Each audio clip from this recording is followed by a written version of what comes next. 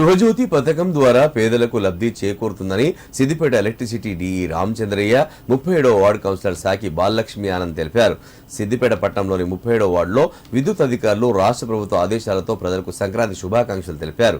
కార్యక్రమంలో భాగంగా గృహలక్ష్మి పథకాల లబ్ధిదారులకు ప్రొసీడింగ్స్ అందించారు. ఈ సందర్భంగా వార్డు కౌన్సిలర్ బాలలక్ష్మి ఆనంద్ తో కలిసి డీఈ రామచంద్రయ్య మాట్లాడారు. తెలంగాణ ప్రభుత్వం తెచ్చిన గృహజ్యోతి పథకం పేదలకు వరం అన్నారు. ప్రజల వద్దకు వెళ్లి వారి సమస్యను నేరుగా తెలుసుకోవడం వల్ల సమస్యలకు పరిష్కారం చూపిస్తున్నామని తెలిపారు. అలాగే గృహలక్ష్మి పథక వినియోగదారులు అందరూ యూనిట్లు దాటకుండా చూసుకోవాలని సూచించారు. ఈ కార్యక్రమంలో ఏఈ కొమరయ్య, సిబ్బంది రాజు, సుమన్ పాల్గొన్నారు. ఓకే సార్, అందరికీ భోగి అండ్ మకర సంక్రాంతి శుభాకాంక్షలు అండి. ఇక్కడ మన అమ్మలు గృహలక్ష్మిలు వచ్చారు.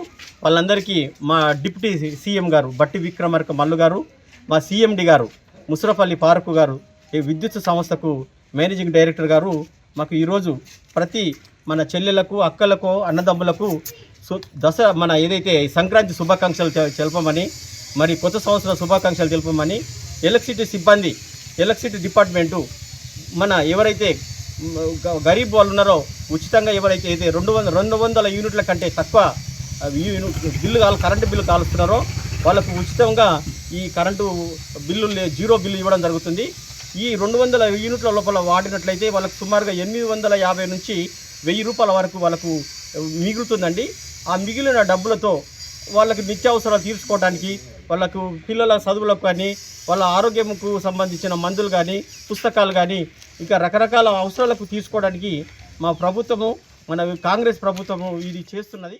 గతంలో లాకుండా ఈరోజు ఏదైతే మాట ఇవ్వడం జరిగిందో, ఇంధనం మిల్లే కావచ్చు, మరి అదేవిధంగా రేషన్ కార్డే కావచ్చు, సన్న బియ్యమే కావచ్చు, మరి ఇకపోతే ఈరోజు గృహజ్యోతి పథకం కింద కూడా ముఖ్యంగా మా చెల్లెళ్ళు ఎంతో, మా అక్కలు సంతోషం వ్యక్తం చేస్తున్నారు.